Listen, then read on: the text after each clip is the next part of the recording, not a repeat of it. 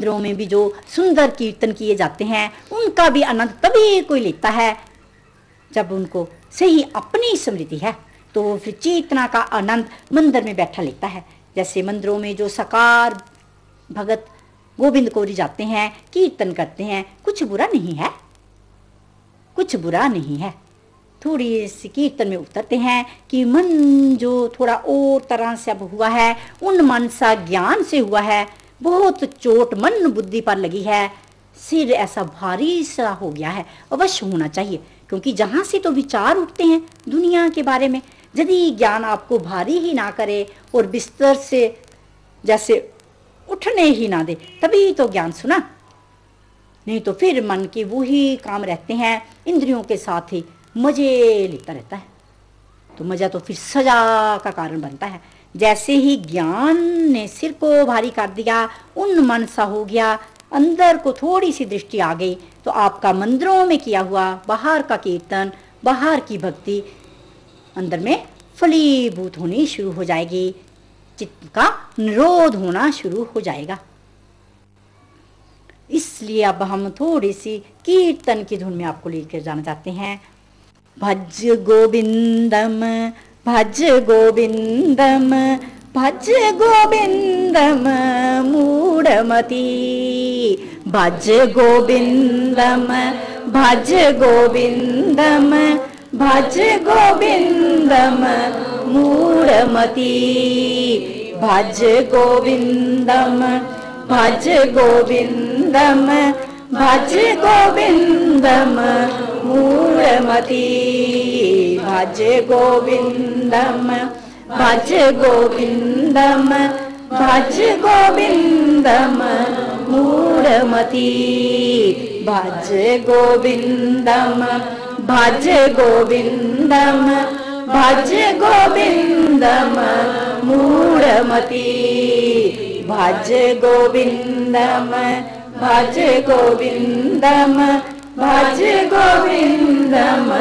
मूढ़मती, भज गोविंदम भज गोविंदम भज गोविंदम मूढ़मती, भज गोविंदम भज गोविंदम भज गोविंदम मूढ़मती, भज गोविंदम भज गोविंदम भज गोविंदम मूढ़मती।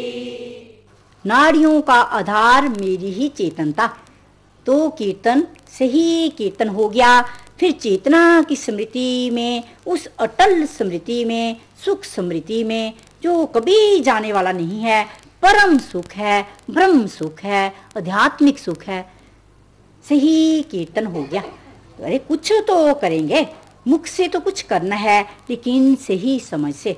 अब ऐसा लगा भी होगा कि जैसे मुख इंद्रिय ने तो बोला है, जैसे मन उन मन है, मन आपका निर्विचारता में है, मौन की गहराई में है, शब्द वहीं से तो बन रहे हैं। कहाँ से शब्द बनते हैं? हमारी ही सत्ता से, हमारी ही सत्ता से शब्द बने हैं। मती को सुनाया है कि गोविंद को तो भज, जे तो साकार से गोविंद हो गए, लेकिन जे गोविंद कहाँ से प्रकट हुए हैं? निराकार से, ओम तत्त सत से। ओम तत्त सत है, ओम निराकार है। ओम शब्द का अर्थ देखो हृदय में कितना धारण करना चाहिए। ओम, ओ मैं ही हूं, ओम ओ मैं ही हूं। देखो ओम निराकार शब्द है। गोविंद को दासी ने अब मति में इस तरह से जपने की विधि बताई है। वो सरगुण साकार हैं, ओम निर्गुण निराकार है, लेकिन सरगुण के बिना निर्गुण नहीं, निर्गुण के बिना सरगुण नहीं। अरे आत्मा के बिना शरीर नहीं, शरीर के बिना आत्मा नहीं। जब एक ही स्थान जीव और ब्रह्म का है तो मन में जुदाई कैसी? जुदाई के कारण ही भ्रांतियां हैं, जुदाई के कारण ही दुख है, वरना तो दुख का कारण इस सृष्टि में ढूंढने से भी आपको मिलेगा नहीं। इसलिए जुदाई के भ्रम को दूर करना है कि सरगुण वाले तो कहें कि हम तो गोविंद गोविंद जपेंगे, हम तो ओम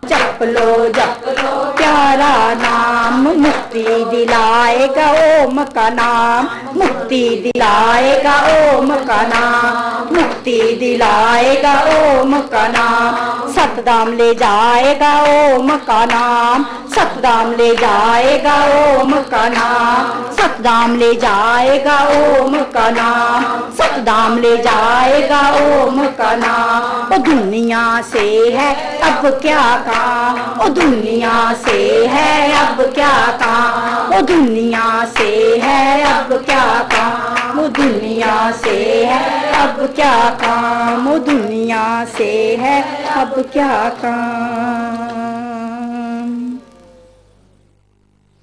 देखो कितनी शांति है इस परमात्मा के नाम में। नाम ही वो आप हैं, इसलिए सही नाम की विधि लेकर जपने वाले बहुत ही जल्दी नमी में लीन हो जाते हैं, तल्लीन हो जाते हैं। किसी तरह की शरीरों की उलझन उनको भासती तक नहीं, अरे टच नहीं हो सकते। शरीर आपका अलग धर्म है, स्व का धर्म अलग धर्म है। किस बात की शर्म है या डर खौफ खता इस संसार से। अरे नाम को जपने वाले सही मायने से वो ही जपेंगे जो पहले तो संस्कार जो इतने बन गए हैं, भ्रांतियां इतनी संसार की बन गई हैं, उन संस्कारों को दफन कर देंगे और अंदर में अपनी संस्कृति को, ये संस्कृति ही तो ली है। सभ्यता तो सभी के पास है कि हम कुछ कुछ अच्छे बनकर बहुत सभ्यता में रहना सीख गए हैं। कब तक केवल शरीरों तक वो सभ्यता है। ये वैदिक संस्कृति जो पुरातन, जो सनातन, जो आदि, जो शुद्ध सब जीव आत्माओं का अनादि मूल है, जो जानना सत्य सिद्ध अधिकार है, जो कृष्ण भगवान जी ने अर्जुन को कहा और फिर अर्जुन को जैसे ज्ञान हो गया, उन्होंने कहा कि लब्धे ज्ञानम परम शांति, लब्धे ज्ञानम परम शांति। जैसे ही सही सब कुछ करना आ गया तो ज्ञान तो पहले ही सभी के पास है, तो परम शांति मिल गई। तो कैसे शांति की तरफ आए? मुख से कुछ किया, प्राणों से कुछ किया, करते करते में खूणा सा हो गया, उन्मन सा हो गया, साकार सरगुण और निराकार निर्गुण रंग रूप से परे उनका किसी ने एनालाइज करा दिया कि तरह की स्मृति फेंक दी।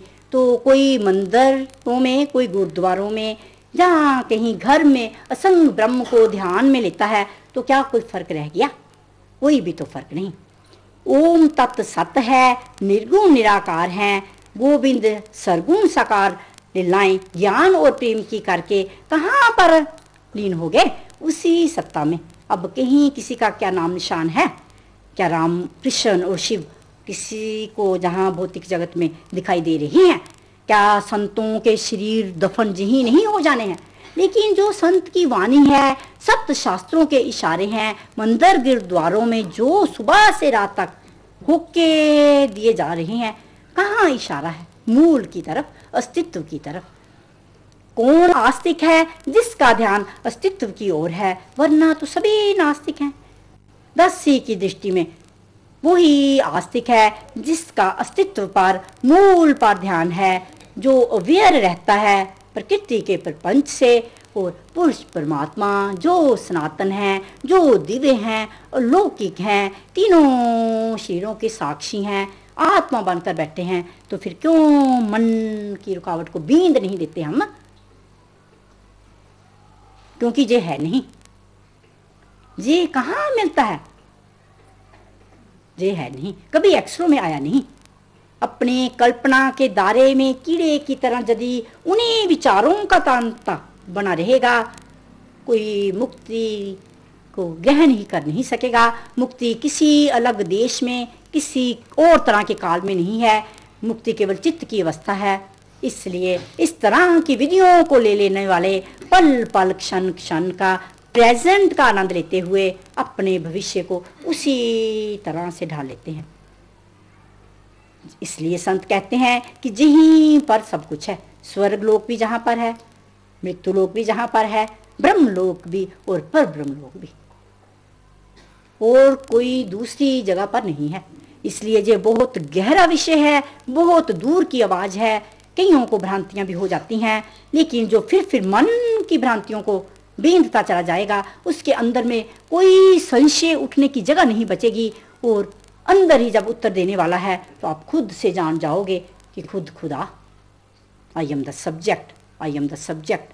शरीर ऑब्जेक्ट है, दिखने वाला है, घड़ा टूट गया है, तो कौन सी फिर जुदाई? खुदाई ही खुदाई, प्रेम ही प्रेम, आनंद ही आनंद। जे सभी ने अपना आनंद लिया है, कोई किसी को आनंद देता नहीं है। कैसी अनुपम शांति है, कैसा मधुर आनंद है, अलौकिक शांति का भान हुआ है, क्योंकि हमने अपनी आवाज को, जो स्मृति भूल गई थी, भूली बिसरी उस स्मृति को इस क्षण में धारण किया है। अब यही धारणा बनाकर जहाँ से उठ जाना, सृष्टि का आनंद लेते जाना, प्रकृति पुरुष में एनालाइज में रहना, तो एक दिन आप पूरी सत्ता में रमन कर लोगे। यही दासी की शुभकामनाएं हैं, यही आशा अंतर में बांध रही हूँ कि प्रभु कल्याणकारी हैं, सभी का मंगल चाहते हैं, उनसे जीव भूले नहीं हैं। हम भूल भी गए हैं, कोई गलती नहीं है, फिर स्मृति आ गई है, फिर अपनी स्मृति में रमन करेंगे, फिर स्मृति को पकड़ेंगे। शरीर जड़ को मैं नहीं बनाएंगे। तमोगुण, रजोगुण और सतोगुण का जे सुंदर वातावरण भी पीछे करते हुए, सोने की जंजीर में भी ना बंधते हुए आकाश की ऊंचाइयों में उड़ जाएंगे, जहां पर हमारा धाम है। ऊंचाई से अर्थ है अंदर की गहराई और सुरत की ऊंचाई, सुरत और निरत। सभी कई तरह की बातों से खोला गया है, लेकिन ज्ञान तो इतना अथाह है, कितने थोड़े समय में कितना कोई पकड़ा सकता है। केवल तात्पर्य यह है कि मन बुद्धि सूक्ष्म करनी है, तो ज्ञान सुन लिया। ज्ञान सभी के अंदर अपना है, अपना है, जे अपने आप उभर जाता है। कुछ इसके लिए करना नहीं है, देखना है। कोई भी विधि ली है, घर गृहस्थ में अपनाओ। घर गृहस्थ को स्वर्ग बनाते हुए अपने चेहरे की रौनक से, अपने अंदर की आवाज से दूसरों के दुखों को निवृत्त करते जाओ, तो हमारा जीवन सफल हो गया, कृतकृत हो गया, पुनीत हो गया। वाह प्रभु वाह। गुरुर् ब्रह्मा गुरुर्विष्णु गुरुर्देवो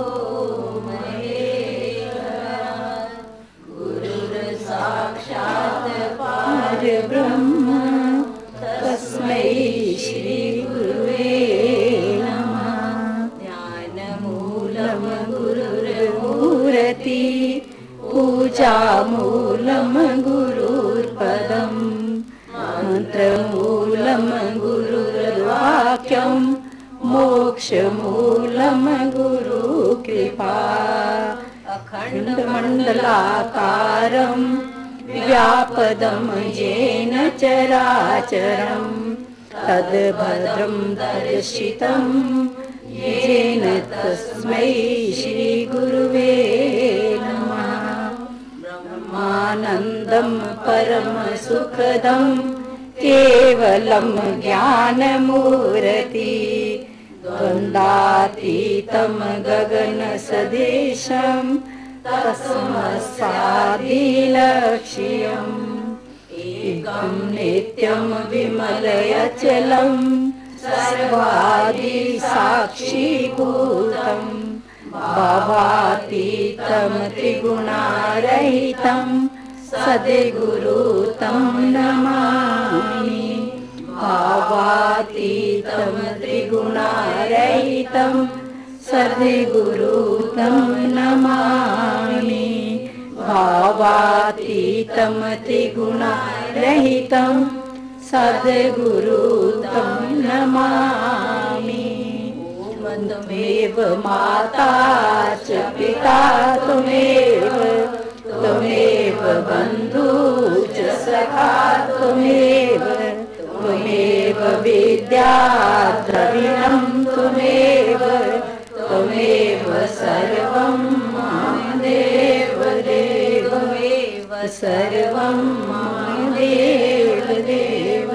त्वमेव सर्वं मम देव देव। सर्वे भवन्तु सुखिनः सर्वे सन्तु निरामया सर्वे भद्राणि पश्यन्तु मा कश्चित् दुःखभाग् भवेत्।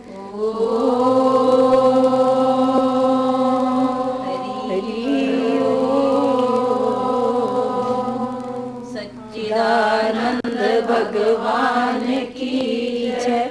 पर ब्रह्म की जय। ओ घट घट वासी की जय। ओ कन कन वासी की जय। ओ हरि अविनाशी की जय। आत्मदेव की जय।